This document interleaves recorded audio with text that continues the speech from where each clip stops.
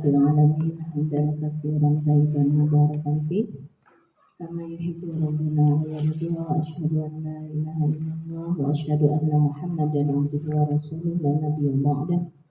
Allahumma rabbi shrah li sadri wa yassir li amri wahlul 'uqdatam min lisani yafqahu qawli waj'al li waziran min ahli la haula wa la quwwata illa billahil aliyyil azim. Ibu yang saya sayangi, yang saya kasihi, yang saya banggakan dan insya Allah dimuliakan oleh Allah Subhanahu wa Ta'ala.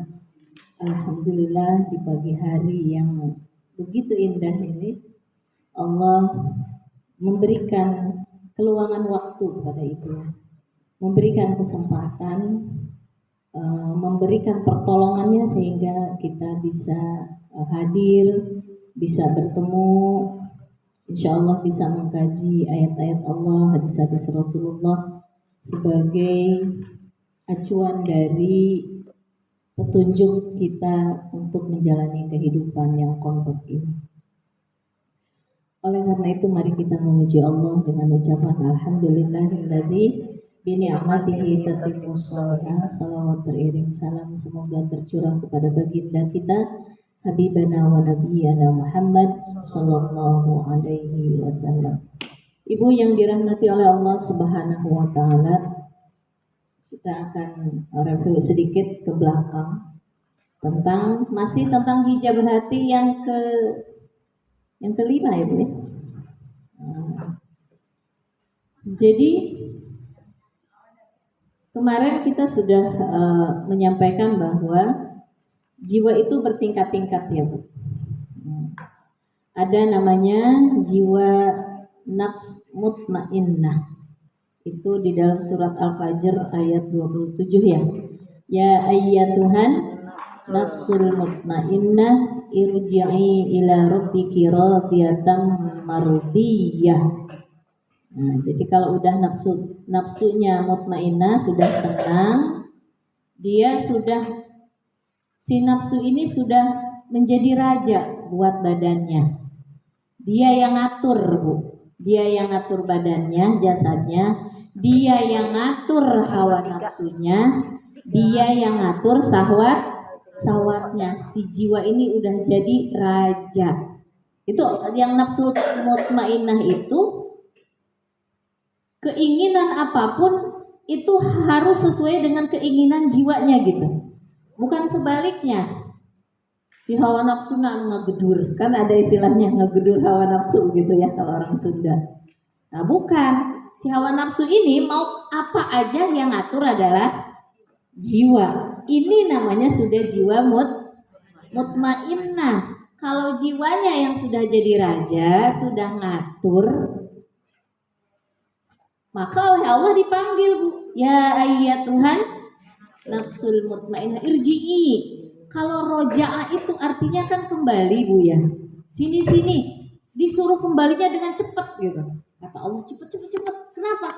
Karena Allah kangen, Allah rindu, Allah senang dengan orang yang jiwanya sudah cerdas. Ketika jiwanya sudah cerdas, sudah pinter, sudah bersih dari kotoran-kotoran hawa nafsunya, maka orang ini cerdas, pinter gitu. Maka oleh Allah dipanggil. Kenapa Allah memanggil? Ada sebabnya Bu. Ada sejarahnya. Enggak semata-mata dipanggil. Kan kita sudah pernah mengkaji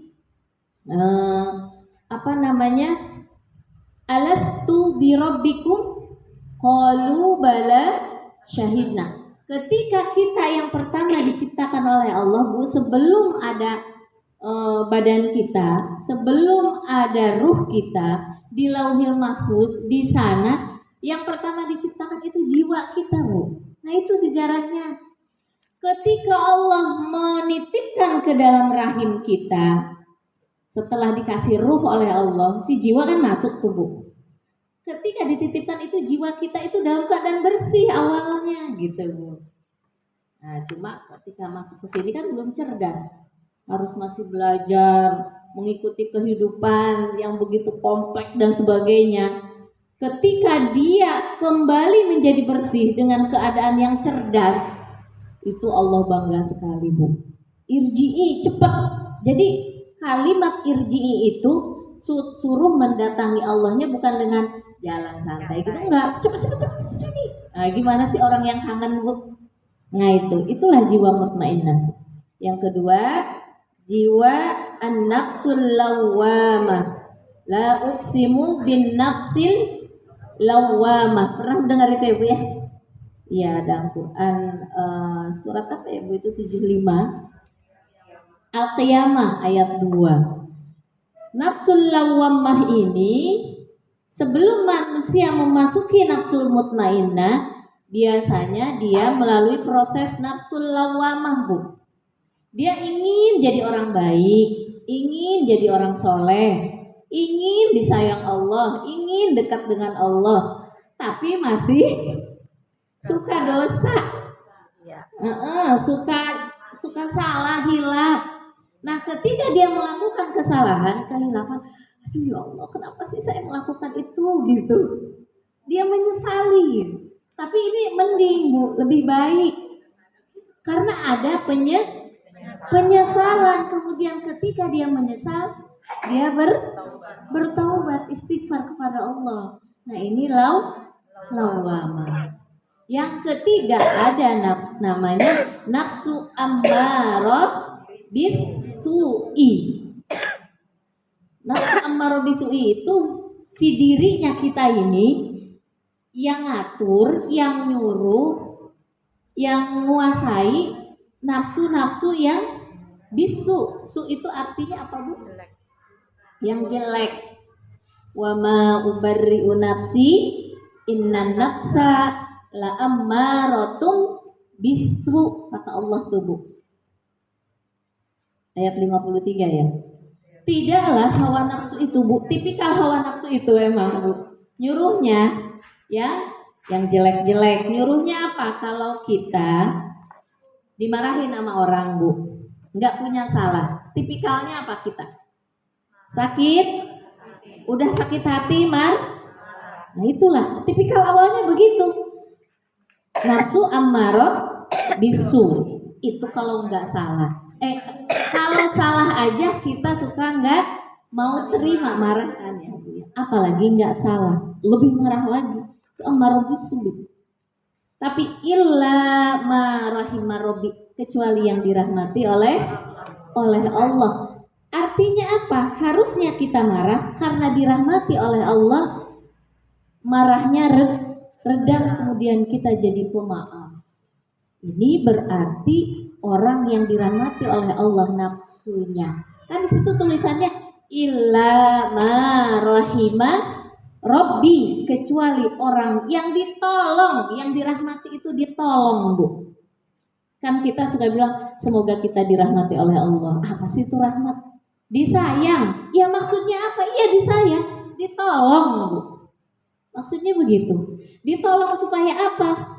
Supaya tidak terjerumus ke dalam dosa. Sakit hati sih, pengennya marah, pengennya balas, tapi kalau dirahmati oleh Allah kagak jadi, ya, Bu. Malah kita memaafkan atau berlalu biarin, ya Allah ampuni aku juga banyak dosa, tuh kagak jadi dosa, Bu. Atau harus si nafsu itu pengennya kalau ada dompet geletak, duit banyak, duit suami maksudnya, pengennya ngambil kan. Tapi kalau kita dirahmati oleh oleh Allah, ngapain sih ngambil udah cukup, kan Allah melihat. Kalau mau mah tinggal minta aja, komunikasikan aja bareng-bareng, gimana kek. Kalau saya sucatin, Bu, suami itu suruh ngasih uangnya ke istrinya. Dari Pak Kepala KUA-nya semua nyaranin laki-laki, si istri yang suruh ngelola. Kecuali ada indikasi istrinya nggak bisa ngelola. Nah itu harus bijak. Tapi rata-rata insya Allah seorang istri itu pinter ya ngelola uang. Emang Allah menciptakan seorang istri di rumah untuk apa? Ngelola anak, ngelola duit, gitu kan ya? Ngelola soal yang ada di rumah. Nah itu untuk apa? Nah ini jadi pengelola. Nah insya Allah. Nah jadi nafsu itu bawaannya ingin hal-hal yang buruk, kecuali illa ma rahima rabbi, kecuali orang yang ditunjukin oleh Allah. Nah, kemudian yang membuat hati menjadi gelap itu oleh apa sih? Gitu kan. Yang pertama hawa nafsu. Yang kedua syahwat. Yang pertama kita berbicara tentang syahwat dulu ya Bu ya. Kita ulang lagi. Syahwat itu sesuatu yang berkaitan dengan materi, fisik, berbentuk kelihatan. Itu ada di dalam surat Quran Ali Imran ayat 14. Ali Imran ayat 14. Zuyyina lin-nasi hubbus syahawati minan nisa'i wal banina wal qanatiril muqantarati minaz zahabi wal fiddah. Tuh, dihiasi manusia senang dengan pertama kalau laki-laki dengan perempuan. Itu laki-laki tuh Bu bisa tunduk Bu di bukan ketek ya. Pokoknya pengaruh aturan seorang istri. Karena apa? Kalau dia berlebihan cintanya. Kalau berlebihan suami itu Bu dihiasi dengan perempuan dalam Al-Quran. Tidak ada perempuan dengan walaupun perempuan cinta dengan laki-laki, tapi kalau laki-laki bisa hilang akalnya Bu. Kalau sudah tunduk sama seorang suami, bisa hilang akalnya. Kalau laki-laki Bu, kata Nabi begini, ada korelasi dengan hadis. Nabi tuh sampai megang kepalanya. Saya gak habis pikir dengan seorang suami yang kayak dicocok hidungnya, kerbau yang dicocok hidungnya, kemana aja mau kayak apa, kata-kata apa itu ngikutin istrinya, mau benar mau salah diikutin. Nabi seorang nabi pun tidak bisa melogikakan seorang suami yang tunduk kepada istrinya. Maka di dalam Al-Quran ada korelasinya. Perhiasan yang menyenangkan itu salah satunya perempuan. Tapi apa kata Nabi? Ad-dunya mata' wa khairu mata'iha mar'atus salihah. Dunia itu perhiasan Bu, indah, menyenangkan Bu. Ibu jalan-jalan ke puncak menyenangkan kan? Jalan-jalan ke pantai, punya kendaraan, punya rumah bagus, punya perhiasan, itu menyenangkan semua. Suami pun begitu, seorang laki-laki punya cincin yang harganya sekian, punya kendaraan yang mewah. Tapi apa kata Nabi? Itu kan perhiasan Bu. Tapi ada satu perhiasan yang bisa melebihi itu semua. Seorang wanita yang soleh. Ibu kalau ibu di rumah soleh, itu dia punya kendaraan sebagus apapun tidak ada artinya dibandingkan dengan diri kita. Punya rumah semewah apapun tidak ada bandingannya daripada diri kita. Punya anak secerdas sehebat apapun, kalau kita soleh tidak ada apa-apanya dibanding dengan diri kita kalau soleh. Bayangin, dia akan bahagianya luar biasa. Tapi punya mobil sebagus apapun, kalau istrinya durhaka, ruwet. Punya mobil, punya rumah, punya penghasilan gede, kalau istrinya durhaka, kenapa? Karena perhiasan yang terindahnya rusak. Hanya ibu ayo perjuangkan jadi istri yang salehah ya Bu ya, yang selalu menyenangkan suaminya dimanapun berada. Itu kita ini perhiasan yang paling indah. Hubbus syahawah. Tuh, kecintaan terhadap syahwat dalam Al-Quran surat Ali Imran ayat 14. Syahwat itu pertama perempuan. Yang kedua minan nisa wal banin, anak-anak baru tubuh. Kalau anaknya cerdas, pintar, soleh dulu Bu. Soleh dulu. kagak punya mobil, rumah ngontrak, tapi kalau istrinya baik, anaknya baik, perhiasan nomor indah, nomor utama itu. Anak, istri, anak, wal qanatiril muqantarati minaz zahab, perhiasan. Baru kalau punya rumah, punya emas, punya investasi, kan emas juga hampir samalah dengan itu ya, karena berharga dia, bisa dijual, bisa diuangkan dan sebagainya. Itu seneng, itu berkaitan dengan syahwat. Kemudian berkaitan dengan kendaraan, wal musawwamah, kuda. Kalau kita punya kendaraan bahagia Bu. Yang belum punya kendaraan pengen punya kendaraan. Betul enggak? Minimal motor. Sini alhamdulillah ya hampir semuanya punya lah walaupun motor gitu. Nah, arti kemudian hiasan pernak-pernik di rumah kita kan suka berhias, senang gitu ya. Ada pajangan dan sebagainya. Inilah yang menyebabkan hati manusia gelap. Kalau dia tidak diatur oleh ketentuan Allah. Yang mengatur ketentuan Allah yaitu jiwa kita, Bu. Si syahwat mah pengennya mah makan enak terus, rumah tambah mewah terus. Enggak ada yang ngatur apa istilahnya? Yang ngelola. Pokoknya ini pengennya mewah, ini mewah, nambah duit di tabungan nambah terus, selalu makan enak, pengennya nggak peduli dengan orang karena selalu ingin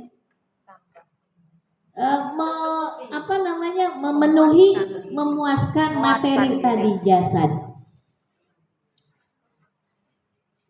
Yang kedua, yang menggelapkan hati, hawa nafsu. Hawa nafsu itu menurut ahli psikologi, itu kalau baca di buku ya psikologi yang di karya beliau, ego itu terdiri dari pikiran, keinginan, dan perasaan. Jadi kalau sudah berpikir, kemudian ada perasaan, setelah rasa ada keinginan, kemudian bagaimana caranya supaya rasa dan keinginan tadi tercipta, maka dia pikirkan bagaimana ya saya supaya bisa dapat mobil.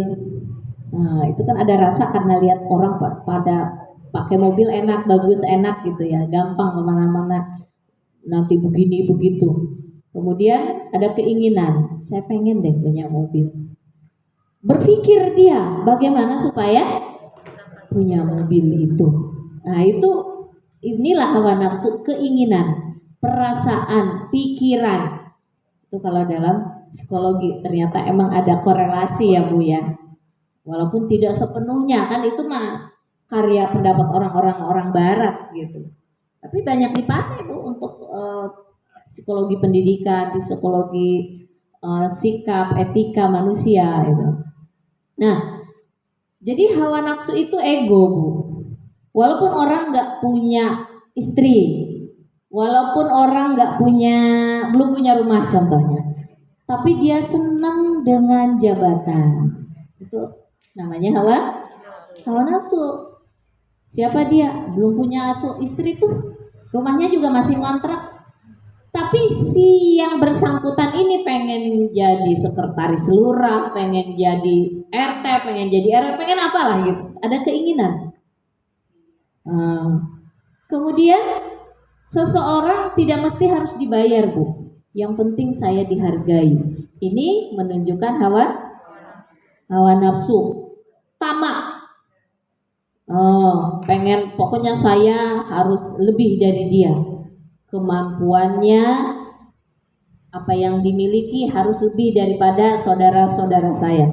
Itu hawa nafsu. Pengen ini, pengen itu yang lebih. Nah ini yang menggelapkan hati Bu. Yang menutup hati, menggelapkan.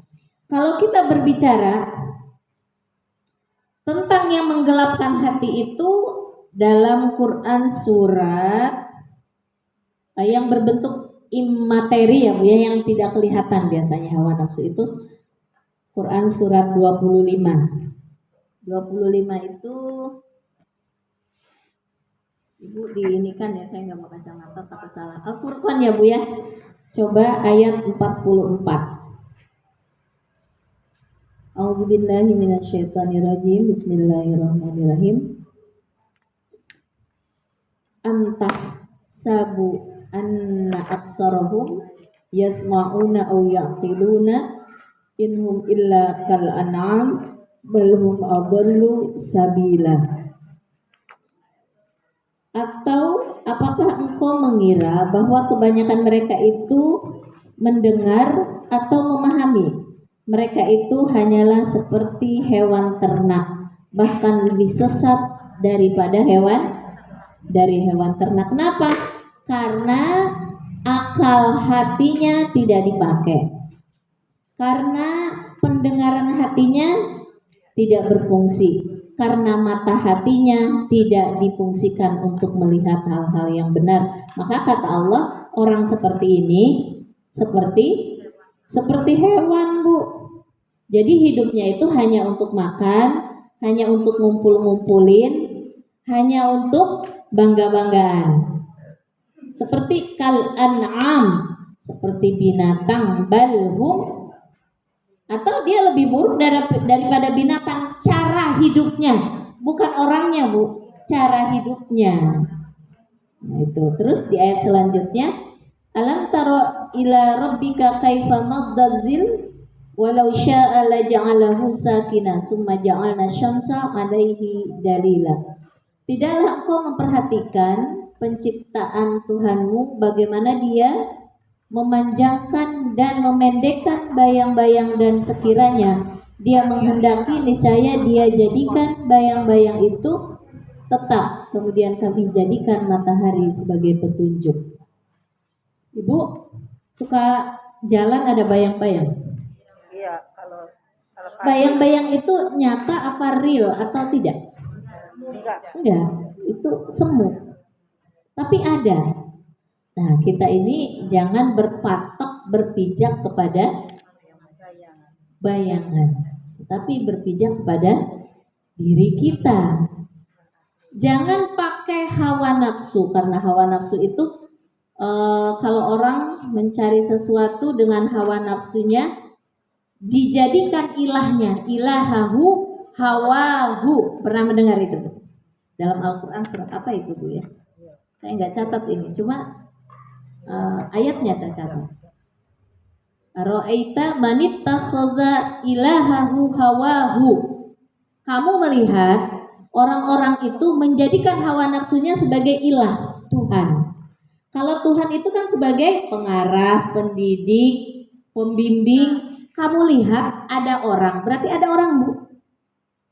Jangan-jangan kita ya, yang menunjukkan, yang mengarahkan, yang membimbing itu hawa nafsunya, kata Allah dalam Al-Quran. Hati-hati, jangan-jangan selama ini yang mengarahkan kita hawa nafsu kita, dan kita nanti akan menganggap benar apa yang kita lakukan. Nanti kalau sudah hawa nafsu yang bekerja terus-terusan, maka di situ setan akan menganggap baik perbuatan kita. Orang bilang, kamu gini kali ya? Enggak, saya itu udah gini, bener kok, hidup saya lurus kok. Nah, menganggap Bu, sulit kalau udah menganggap. Kenapa? Karena hawa nafsunya yang dijadikan dia pertuhankan. Makanya harus deket-deket Bu sama orang-orang ahli ilmu. Kenapa ahli ilmu harus didekati Bu? Orang kalau sudah takwa, insya Allah akan ajarkan. Innama yakhsyallaha min ibadihil ulama. Sesungguhnya orang-orang yang takut kepada Allah adalah orang-orang yang berilmu. Kenapa dia berilmu Bu? Maksudnya ilmu di qalbu, hati, ilmu yang dalam. Karena wattaqullaha wa yu'allimukumullah. Orang takwa itu akan diajarkan oleh Allah. Maksud di sini dekati orang yang berilmu, mengerti. Nanti orang ulama itu ngerti. Salahnya di mana kita ini? Benarnya di mana? Kenapa? Karena dia sudah diajarkan oleh Allah. Jangan-jangan menurut kita benar, Bu. Tapi kalau kita tidak takut kepada Allah, jangan-jangan pembenaran itu adalah kata syaitan, bukan kata Allah. Indikasinya di mana? Takut enggak kita sama Allah? Kemarin kita berbicara tentang bab Allah itu muraqabah, dekat dengan kita. Minggu kemarin Jumat itu apa, Bu, yang kita bahas? Sifat Allah Ar-Raqib. Nah, kalau kita selalu merasa diawasi oleh Allah, takut kepada Allah, insya Allah Allah akan ajarkan ilmunya, Bu. Karena berarti dikasih takwa orang itu, Bu. Kalau belum ada takut sama Allah, punya uang langsung beli apa ya? Dikumpulin buat apa ya? Enggak ada Allahnya, enggak takut gitu, mau diapain nih? Sesuai dengan kehendak Allah. Nah, jangan-jangan walaupun menurut kita benar, padahal belum benar. Nah, kalau orang takwa itu takut, Bu, punya apa aja. Dia takut nyeleweng, enggak sesuai dengan kehendak Allah. Kalau sudah takut nanti akan diajarkan oleh Allah. Tuh. Innama yakhsyallah min ibadihil ulama. Sesungguhnya orang-orang yang takut kepada Allah dari kalangan orang-orang yang berilmu. Bukan ilmu jasad, Bu. Kita sudah bahas berkali-kali ya. Ilmu jasad tahu kan, Bu? Akal luar, akal lahir. Bukan ilmu itu. Bukan ukurannya penghargaan manusia. S1-nya doktor, S2-nya dokter SAG lah gitu contohnya lah, insinyur gitu ya, Bu ya. Kemudian dia paskanya apa, MAG gitu, S3-nya apa, profesornya apa. Bukan ilmu itu. Itu ilmu penghargaan manusia. Tetapi ilmu yang benar-benar lahir dari takutnya dia kepada Allah, kemudian apapun yang dilakukan oleh dia, ilmunya sesuai dengan yang di Al-Quran. Gitu maksudnya, Bu. Jadi kalau orang sudah tahu ilmu ini, nanti dia tahu saya ini pakai keinginan hawa nafsu, pakai keinginan syahwat yang dikompori oleh syaitan, atau benarkah ini sesuai dengan kehendak Allah. Baru bisa, Bu, membedakan. Tapi kalau masih tertutup hatinya belum bisa. Nyangkanya benar aja. Benar aja. Kenapa ada orang ribut-ribut tuh di luar? Karena yang ribut ini merasa ada yang benar salah satu, ada yang salah, atau dua-duanya salah. Kalau dua-duanya benar nggak mungkin ribut, Bu. Ada salah satu yang benar atau salah satu yang salah. Dan kalau salah satu benar, dia akan ngalah, tidak akan ribut pokoknya. Nah, yang lebih heboh lagi akan ribut kalau dua-duanya salah. Merasa benar dua-duanya, padahal salah. Nah, hati itu tertutup dengan hawa nafsu dan syahwat. Kemudian di dalam Al-Quran dikatakan kezoliman yang menggelapkan hati. Sifat ya, Bu ya, zolim.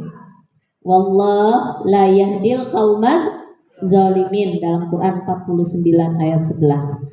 Allah tidak akan menunjuki, tidak akan memperlihatkan ini benar apa salah kepada orang yang berbuat zolim. Zolim itu artinya apa, Bu? Zolama.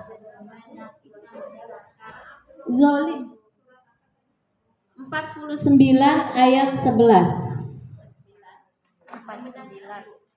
Zolim, Ibu, zolim. Zulmun, gelap. Gelap, Bu, asal katanya. Bukan menyakitkan, gelap. Artinya perbuatan apapun yang berindikasi dosa lah ya, Bu ya. Itu namanya perbuatan zolim yang menggelapkan hati. Iya, zolim gitu. Kata ibu kan menyakitkan, memfitnah, menyesatkan. Itu tipikal sikap-sikap seperti itu yang menggelapkan. Menggelapkan itu namanya zolim. Perbuatannya banyak. Ngambil hak orang, zolim. Itu nama perbuatannya. Semena-mena, gibahin saudara. Tuh, perbuatannya gibahin. Itu zolim. Menggelapkan hati. Kan kita sedang berbicara tentang hijab hati. Apa yang membuat hati itu terhalang dari datangnya petunjuk Allah? Kok nggak bisa nerima petunjuk Allah? Sulit sekali gitu. Itu karena hatinya gelap. Dan gelap, kalau hati gelap, Allah tidak akan menunjuki jalannya. Ayatnya?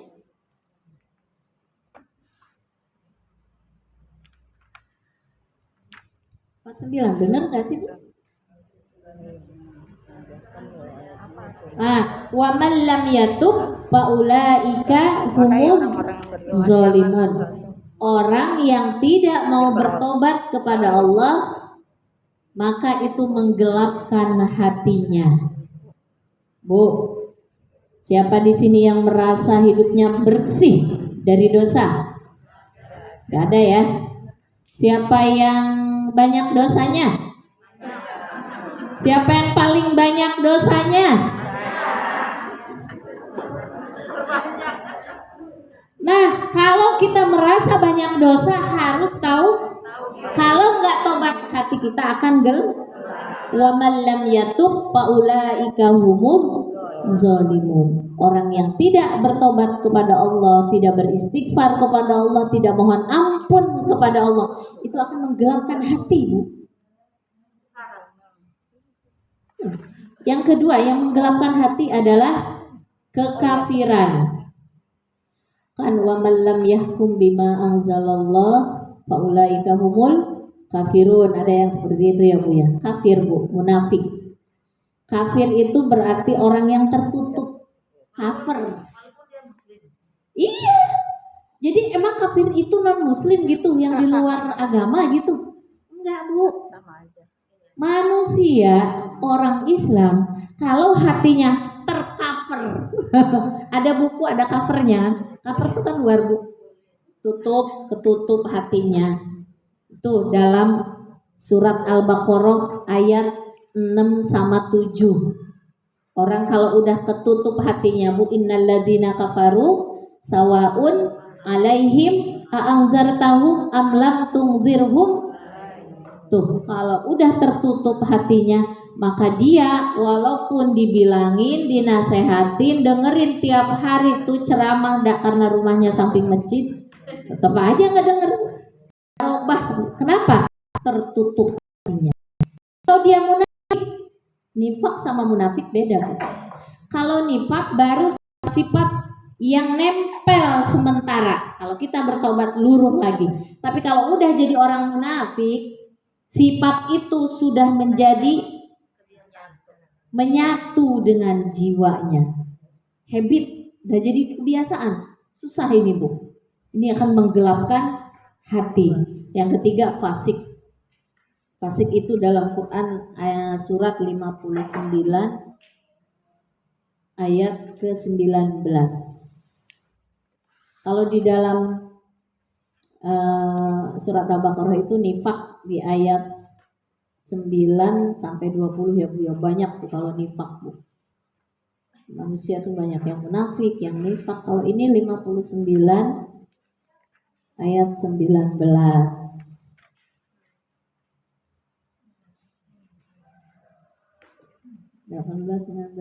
Al-Hasyr ya, Bu ya. Wala takunu kallazina nasullah fa ansahum anfusahum ulaika humul fasiqun. Kenapa dia fasik? Karena dia lalai. Tadinya ketika di dunia abai sama Allah, Bu. Fasik itu lalai, abai, cuek. Padahal dia tahu. Contoh, jangan kita ya kasih contoh sikit. Lagi sholat, Bu. Sholat itu kan tawajuh wajah kita bertemu, ingin berkomunikasi, bertemu dengan Allah ya Bu ya. Tapi lagi sholat bayangannya kemana-mana, pikirannya kemana-mana. Itu lalai bukan Bu? Kalau kita lalai kepada Allah, maka Allah akan melupakan kita Bu. Maka orang kalau sholat nggak khusyuk, Allahnya pergi Bu. Kata Allah, ya udah kamu nggak mikirin aku kok, mikirin dapur, mikirin duit, mikirin anak, mikirin yang lain-lain. Udah sana pikirin itu aja, aku mau pergi kata Allah. Kenapa? Karena kita lalai, lupa dengan Allah. Padahal hadis Rasulullah, barang siapa yang sholatnya menghadirkan Allah, maka kehidupannya Allah akan pegang. Bu, ibu butuh apa aja Allah kasih. Ibu perlu apa Allah cukupi. Kenapa? Janji Allah kalau sholatnya menghadirkan aku khusyuk, maka setelahnya kehidupannya akan dalam genggaman Allah Subhanahu wa ta'ala. Nah, orang yang fasik adalah orang yang lalai, yang abai Bu. Ngerti sih dia, tapi nggak mau ngelakuin itu. Kata Allah jangan bakhil, dipelihara aja bakhil. Jangan tamak, dipelihara tamak. Nggak boleh egois, nggak boleh suka marah-marah. Top aja. Itu berarti Pak? Banyak nggak kita berbuat itu? Banyak. Itu yang membuat hati kita gelap. Kegelapan hati itu Bu, dimulai sejak kapan? Masya Allah, saya lupa lagi mau bawa spidol ya. Kegelapan hati itu mulai kapan? Nih, ada namanya tingkat rasa. Masih ingat? Ada tingkat karsa, ada tingkat cipta, dan yang terakhir karya. Yang karya ini kelihatan. Dan seseorang kalau sudah berkarya akan dilihat secara syariat, akan dinilai secara syariat kalau sudah pada tingkat karya. Tapi kalau baru rasa itu adanya di dalam. Jadi dosa itu terjadi, dosa itu dimulai dari dalam Bu. Tingkat namanya rasa. Ini hati kita Bu. Kalau ada perasaan kita yang tidak sesuai dengan kehendak Allah, maka akan 3 baris. Ini baru tingkat rasa. Menempel dosa baru pada tingkat rasa. Jadi mulai belum hitam, tapi sudah nempel. Jadi penghitaman yang sempurna itu Bu, itu dimulai dari tingkat rasa, ada perasaan. Contoh ibu mau makan karedok, kan pasti nyari rasa dulu. Apa ya? Oh enak tuh karedok, baru nyari, baru bikin, terakhir kan begitu. Tapi pertama di tingkat rasa, ada perasaan enak, senang gitu. Nah, kalau rasa ini tidak sesuai dengan kehendak Allah, maka dia akan hitamnya kecil. Tingkat yang kedua, tadi apa? Karsa. Tadi ada rasa, kedua ada keinginan. Saya pengen itu, saya pengen ini, saya pengen ini, saya pengen apa gitu Bu. Kalau tidak sesuai dengan kehendak Allah, tadi kan udah begini kan. Nah sekarang udah mulai tambah banyak ya. Tadinya begini, nambah begini. Itu baru keinginan. Kalau keinginan itu tidak sesuai kehendak, saya contohkan ya Bu ya, kadang-kadang bingung Bu kalau nggak dicontohin. Lihat HP ya. Celing aja. Ada foto opa Korea. boleh kalau mantan boleh ya foto mantan. Mantan kita lebih ganteng daripada suami kita. Ada tadinya rasa senang dengan yang ganteng. Ganteng tadi itu muncul. Hak nggak menurut Allah ketika kita pandang? Tidak hak. Ada rasa. Kemudian ketika ngebayangin pengen deh, coba kalau saya dulu jadi. Nah, hak nggak menurut Allah? Nggak hak. Itu udah ke taraf keinginan. Keinginan yang tidak sesuai dengan kehendak, maka akan tambah menggelapkan hati. Ini di level kedua. Keinginannya yang tidak sesuai kehendak Allah, Bu. Kalau sesuai dengan kehendak Allah nggak apa-apa. Kalau tadi kan tidak sesuai. Nah, kita nanti akan lebih dalam lagi ya, Bu ya. Saya lihat jam terus, takutnya kelewat. Yang ketiga, tingkat cipta. Bagaimana ya supaya saya dapat itu? Saya cari nomor teleponnya. Wah, itu udah ada rencana mencari nomor teleponnya karena ada perasaan apa yang terjadi, Bu? Tadinya kan begini ya, begini, nambah lagi begini. Iya kan? Makin tebel. Ini masih di dalam, Bu. Belum tercipta. Belum ada karya. Ini baru cipta. Dicari gimana caranya. Kalau orang pengen punya kendaraan, gimana caranya ngumpulin duit? Baru ngumpulin. Saya harus ini. Kalau caranya tidak sesuai dengan kehendak Allah, harusnya itu uang untuk yang sebelah sini, yang begini, dia pakai ke sini caranya, sikat sana, sikat sini. Nah, ini baru karya. Dikurangi aja deh kalau jualan biar dapat keuntungan lebih banyak. Kenapa? Karena menginginkan sebuah karya yang nanti karya itu akan dipandang hebat, dipandang wah sama orang gitu. Tapi belum. Baru dia berusaha untuk merealisasikan keinginan yang tidak hak tersebut menurut Allah. Itu kesini, Bu. Sekarang direalisasikan ya, Bu ya. Begini. Kan pertama begini. Tetap yang pertama di bawah, Bu. Nanti di manakah letak taubatnya itu? Kemudian begini. Kemudian begini kan? Kemudian silang. Ini berarti sudah tingkat karya. Oh, ini mah udah karya. Sudah dikerjakan. Sudah dilaksanakan. Pertama rasa, kalau tidak sesuai dengan kehendak Allah akan menggelapkan. Kemudian karsa, keinginan. Ada mulai dalam pikiran. Yang ketiga mau direalisasikan. Yang keempat terrealisasi. Inilah yang dihukumi oleh syariat. Kalau dia mencuri baru dihukum. Tingkat terakhir, Bu, yang menghukumi syariat. Kalau dia berzina baru dihukumi di tingkat terakhir. Kalau dia korupsi dihukumi tingkat. Apakah di tingkat ini tidak dihukumi? Sama. Kita lihat ayatnya ya, Bu ya. Ayatnya Masya Allah indah banget ya, Bu ya, Al-Quran. Bagi saya, bagi ibu-ibu juga insya Allah indah ya. Jadi kata Allah di dalam Quran surat Al-An'am. Al-An'am itu artinya binatang ternak, Bu. Surat Al-An'am ayat 120. Wadharu zahiral ismi wa batinah.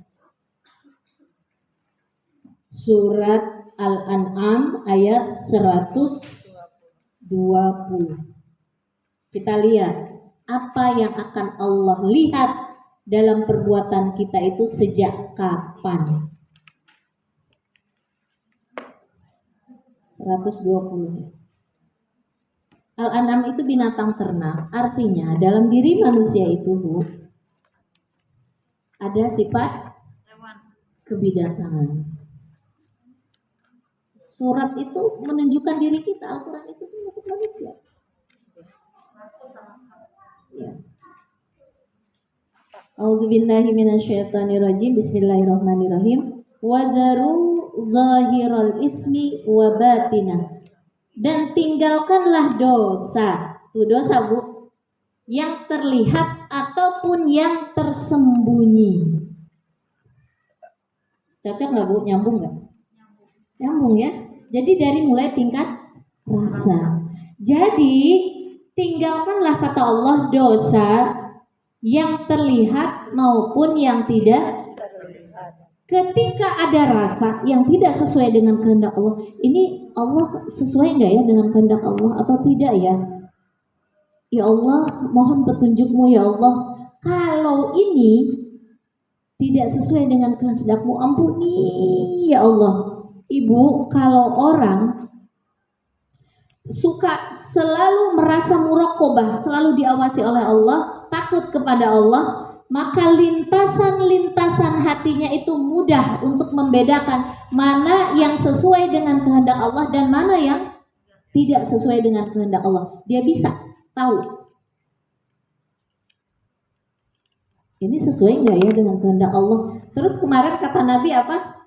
Yang sesuai dengan kehendak Allah berarti bukan dosa. Cirinya apa?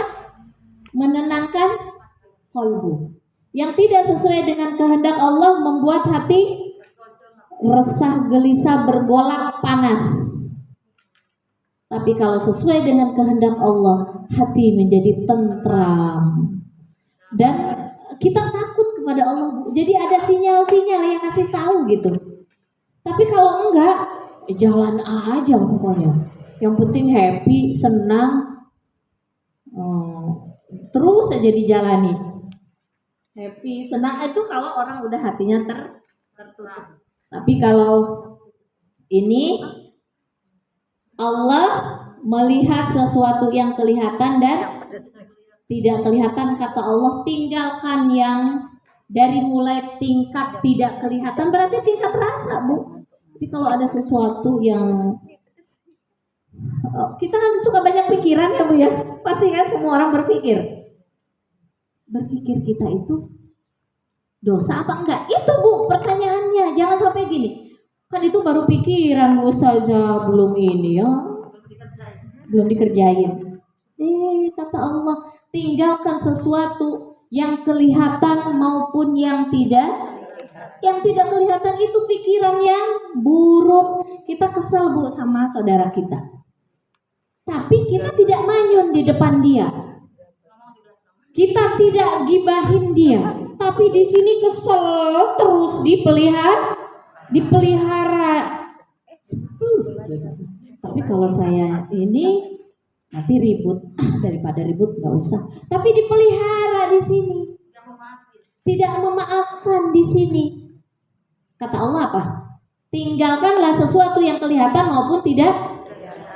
Kalau kalian pelihara rasa kesel, sebel dengan suami, dengan saudara, dengan orang tua, dengan anak, dipelihara di sini, tapi emang nggak diliatin. Dosa ini akan menggelapkan mungkin tingkat ke-1 atau kedua, karena kan nggak kelihatan sama orang. Tapi sebetulnya itu nanti akan tingkat cipta itu, Bu, yang ketiga ya. Walaupun belum kelihatan, tapi kalau kita sekarang aja saya belum punya kesempatan buat balas nanti. Nah, itu berarti udah tingkat ketiga, Bu. Belum terjadi karya, tapi sudah ada di sini. Oh, jadi bola panas. Itu berarti karya udah ada, karsa udah ada, cipta udah ada. Tinggal nunggu bom meledak. Nanti kalau gue udah sukses, udah punya ini, udah punya itu, bales. Ketika ada orang ngatain kamu tuh termasuk di mana sih orangnya? Gue mah baik banget, gak orang soleh. Lihat kamu nggak pernah nyakitin orang. Di sininya udah ada keinginan seperti itu. Itu juga belum soleh di hadapan Allah.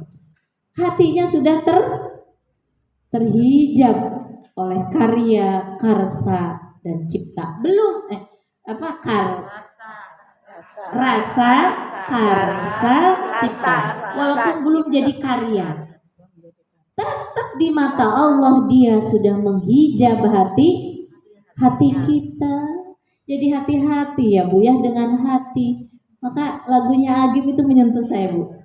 Jagalah hati, jangan kau kotori. Jagalah hati, lentera hidup ini ya. Lentera ilahi. Itu dijaganya dari mulai rasa.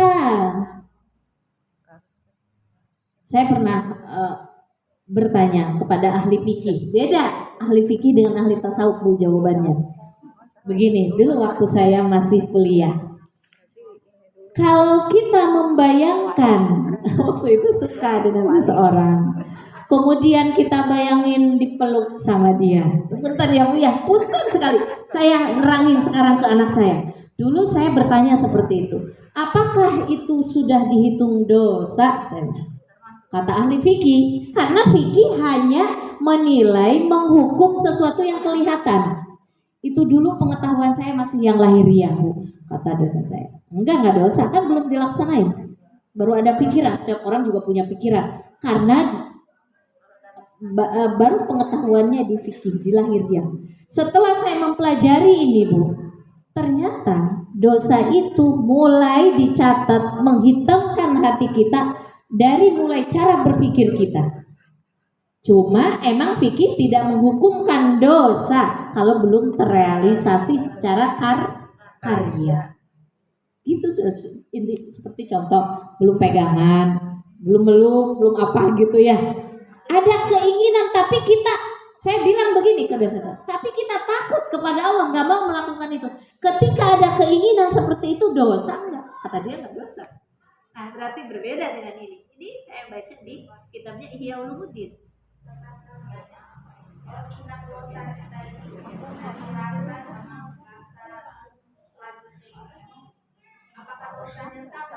Beda Bu. Di sini kan penghitamnya beda. Kalau rasa sedikit menghitamnya baru sedikit, kan baru ada rasa. Tapi itu sudah menghitamkan. Baru enak kali gitu. Kalau yang tidak sesuai dengan kehendak Allah. Yang kedua, ada pikiran, naik lagi, lebih jauh lagi. Yang ketiga lebih jauh lagi. Yang keempat apalagi? Itu baru hitam. Caranya supaya ini hilang, mulailah dari tahap rasa istighfar. Ya Allah, saya punya duit 10 juta. Ingin apa Ibu dari uang 10 juta itu yang dikasih Allah? Ya Allah, saya mau simpan 8 juta di tabungan. 2 juta buat makan anak-anak. Buat saya jalan beli baju yang 200.000 ke sana. Buat apa lagi? Buat musola 5.000. Hak enggak menurut Allah 10 juta itu? Enggak hak Bu. Ini udah menghitamkan. Baru belum dilaksanakan. Kenapa 8 juta lebih banyak yang disimpan padahal dikasih oleh Allah 10 juta? 5.000 doang buat ke pengajian. Kata Allah, yang aku kasih kamu 8 juta itu buat anak sekian, buat orang tua sekian, buat masjid sekian, buat anubala sekian, buat simpenan masa depan anakmu sekian. Ini yang lebih banyak disimpannya. Ini enggak hak berarti. Itu ukuran saya ya Bu ya. Nanti Ibu mohon sama Allah, kalau punya duit langsung mohon Bu. Ya Allah, ini untuk apa ya Allah gitu. Kalau orang takut sama Allah Bu akan bertanya terus kepada Allah. Berapa yang harus saya keluarkan untuk anak, untuk rumah, untuk ini, untuk kalau dikasih sama Allah uang. Atau jabatan, ketika kita diangkat oleh Allah jadi apa gitu. Ya Allah, jabatanku ini untuk apa ya Allah? Semoga ini mendekatkan aku kepadamu ya Allah. Tidak untuk bangga-banggaan jadinya Bu, kalaupun kita dikasih jabatan oleh Allah. Kalau kita takut sama, kenapa? Karena takut ketika ada jabatan di keluargaku aku paling hebat. Udah tingkat rasa sama karsa itu. Wah, hati-hati. dihormati lebih dong, dihebat dong. Wah, ayo terus ini menghitamkan. Tapi kalau ya Allah, Engkau kasih aku jabatan, pasti ada maksud dan tujuan yang Engkau inginkan untuk kemaslahatan umat, untuk kebaikan keluarga. Keluargaku ini kayaknya kurang harmonis, kurang bersatu dengan jabatanku. Aku akan rangkul semuanya. Jabatan berimbang dengan uang kan? Dengan uangku akan rangkul semua supaya mereka akur, supaya mereka apa? Dibikinlah acara apa? Dia yang paling ini, yang apalah pokoknya. Ini yang dikehendaki oleh Allah. Tapi kalau baru dia diangkat, udah begitu tuh, itu udah mulai hitam. Belum dia sih belum dapat apa-apa penghargaan dan keluarga atau komunitasnya belum, tapi itu sudah menghitamkan. Gimana kalau ini terjadi pada diri kita? Maka ketika ada pikiran-pikiran seperti itu, buru-buru istighfar kepada Allah dan mohon ampun. Ya Allah, aku tadi ada terbesit keinginan dihargai, keinginan pengennya ini, keinginan apa? Buru-buru istighfar kepada Allah Subhanahu wa taala. Karena itu pun akan menghitamkan. Kita balik sekarang, yang tadinya hitam, apa nanti kita lanjut aja minggu depan? Rabu depan. Kebalik Bu, yang tadinya hitam, ini cepat aja ya Bu ya. Yang tadinya hitam itu bisa berubah sedikit-sedikit menjadi lebih baik kalau begini. Dapat nih, kita tuh udah hitam, kemudian kita bertobat kepada Allah ya Bu ya. Atau begini deh, ini hati, ada dosa sedikit. Ya namanya manusia berdosa Ibu ya. Ada rasa, dia tidak punya kemampuan, dia tidak, atau dia punya kemampuan, baru ada keinginan, rasa gitu. Saya kasihan dengan saudara saya kasihan dengan jamaah. Saya kok ingin ya bantuin beliin apa, bantuin nolong apa. Ada di share tiba-tiba Bu Musliah nge-share dana beasiswa pendidikan. Bu-ibu siapa yang mau? Ya Allah saya pengen tapi saya belum ada. Itu yang tadinya gelap Bu, dua akan jadi bersih, kebuang dosa kita. Ada keinginan rasa yang baik. Itu keinginan rasa Bu. Yang kedua, yang ketiganya, ininya terang Bu, terang lagi. Kenapa? Ya Allah, kalau saya diberikan kemampuan ini, saya pengen nolong itu. Terangnya tambah gede Bu. Tadinya hatinya segini, jadi tambah mekar lagi, bening bercahaya. Padahal seandainya dia nggak punya kemampuan, tapi ada rasa keinginan yang luar biasa. Kalau dia punya kemampuan bagaimana? Dicipta oleh dia, dijadiin kan? Tuh, cahayanya makin luas. Saya ingin nolong ini, saya ingin bantu ini, jebret ngeluarin. Berarti udah kan? Tambah luas. Karena sudah tercipta jadi karya. Kalau tidak tercipta jadi karya, tapi dia terus-menerus menginginkan kebaikan untuk saudaranya, apa yang terjadi? Bisa melebihi kekuatan ini. Hatinya yang bercahaya tadi bisa lebih. Apa? Kita lihat hadis Rasulullah. Kata Rasul, ada seorang pemuda miskin Bu. Ketika dia yaumil kiamah disodorkan oleh Allah pahalanya lebih besar daripada gunung Uhud. Dia bingung, ya Allah saya ini orang miskin, lemah, tidak banyak berbuat baik untuk umat. Tetapi kenapa saya diberikan pahala yang begitu besarnya luar biasa, melebihi orang-orang yang kaya? Kata Allah apa? Kamu memiliki niat, keinginan yang luar biasa lebih dari mereka. Ingin membantu, ingin menolong, ingin memberikan manfaat yang banyak buat orang banyak, tapi kamu tidak punya kemampuan. Aku catat seperti orang yang punya kemampuan. Tubuh, rasa itu padahal baru rasa karsa dan cipta, belum punya apa, belum tidak terrealisir. Jadi kalau lihat ada orang kesusahan, ya Allah saya pengen bantu dia, tapi dia tidak punya kemampuan. dicatat oleh Allah kayak dia bantu. Tuh kebalikan yang tadi jelek ya Bu ya, sekarang yang baik. Yang positif-positif aja. Kamu ketika dijahatin sama orang, kamu selalu berpositif thinking. Ya Allah, dia berbuat itu mungkin sebetulnya niatnya enggak ke sana. Mungkin lagi ada apa gitu. Contoh kalau kita pergi haji ya Bu ya. Orang haji kan luar biasa ya Bu ya. Kenapa ketika pergi haji mau disenggol orang, mau diinjak orang, atau ditelatin, atau hak kita buat masuk kamar mandi diserobot orang, nggak boleh marah.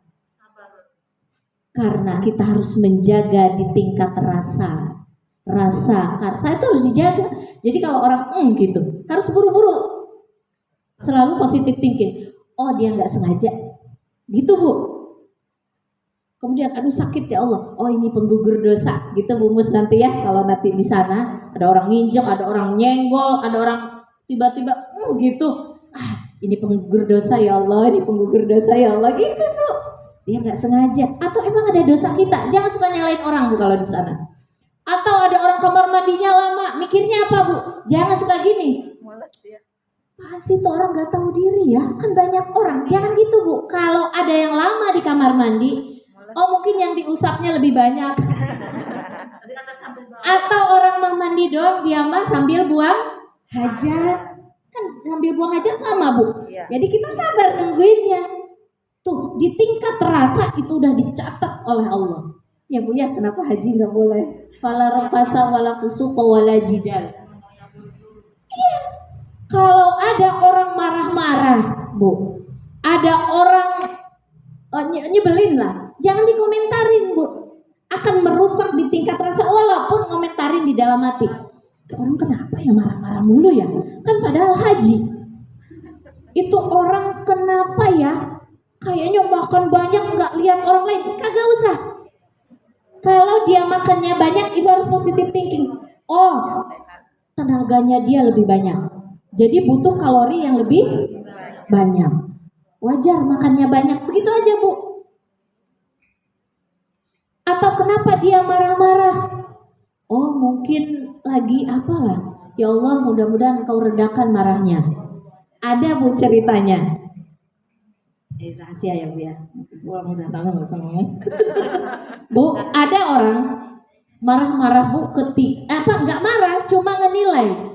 Ke Ustadz bilang Bu, Ustadz lihat tuh bapak itu marah-marah mulu dari tadi. Padahal kan salah sepele ya Ustadz ya kan. Tuh kata Ustadznya gini, udah berpikir positif aja, nggak usah diperduliin, biarin dia. Kita aja yang penting jangan begitu. Tahu nggak Bu? Langsung diuji oleh Allah. Dibuka semua nasi kotaknya, cuma nasi kotak dia yang nggak ada lauknya. Akhirnya apa? Ustadz gimana sih ini pegawainya?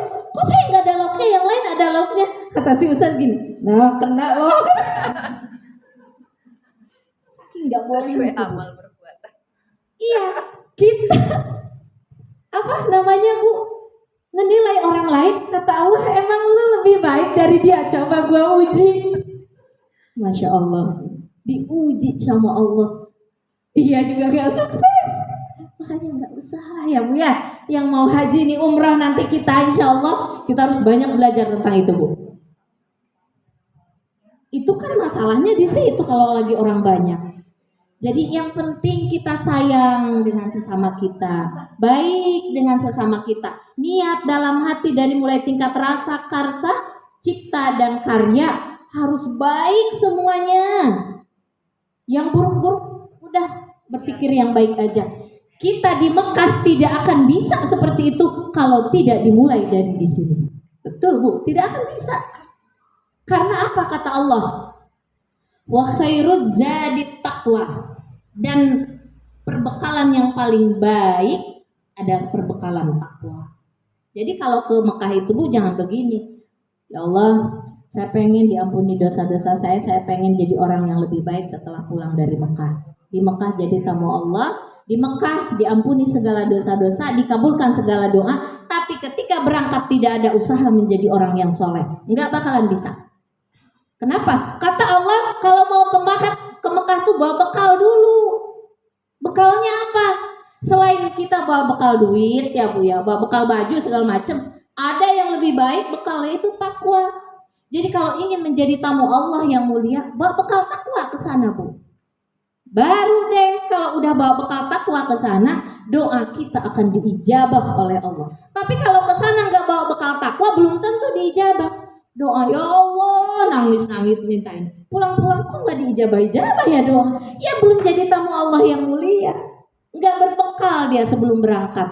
Berbekal takwa. Nah itu tadi, mulailah kalau kita ingin takwa itu bermula dari rasa di dalam sini. Kalau istilahnya orang positive thinking, kalau melihat orang lain selalu baik kepada manusia, khususnya kepada. Jadi kalau lagi ada kurang duit dikit ya Bu, oleh Allah dikasih ujian, baik sangka aja sama Allah. Ya Allah, ini ruang aku untuk bertaubat, memohon pertolonganmu. Ini ruang aku untuk membersihkan dosa-dosaku. Kalau lagi dikasih ujian sama Allah, pasti ada hal yang baik yang engkau hadirkan pada masalah ini. Begitu jam. Ya Allah, tega banget ya. Padahal aku udah doa, padahal aku udah sholat, padahal jangan gitu Bu. Mulai dari sekarang ya, perbaiki dari tingkat rasa ya Allah. Yang Allah sukai bagaimana gitu. Dan kata Allah jangan suudzon sama Allah. Pasti yang Allah hadirkan itu baik semua loh Bu. Cuma kita yang suka suudzon sama Allah. Ibu ya, dihadirkan tetangga nyebelin, jangan suudzon sama Allah. Sayangi tetangga kita, doakan dia. Ya Allah, bukakan pintu hatinya ya Allah. Dia lagi hilaf ya Allah. Ini tetangga kenapa sih? Nggak tahu diri ya. Itu menggelapkan. Jadi penggugur, bengong kita ya kuping kita. Itu menggugurkan dosa-dosa kita. Kalau kita selalu niatnya, perasaannya baik. Ya, mungkin sekian. Masya Allah ya Bu ya. Apa namanya, ujian Allah ya. Kalau berbicara tentang haji tadi Bu, saya pengen ngomongin tentang umroh haji. Dari mulai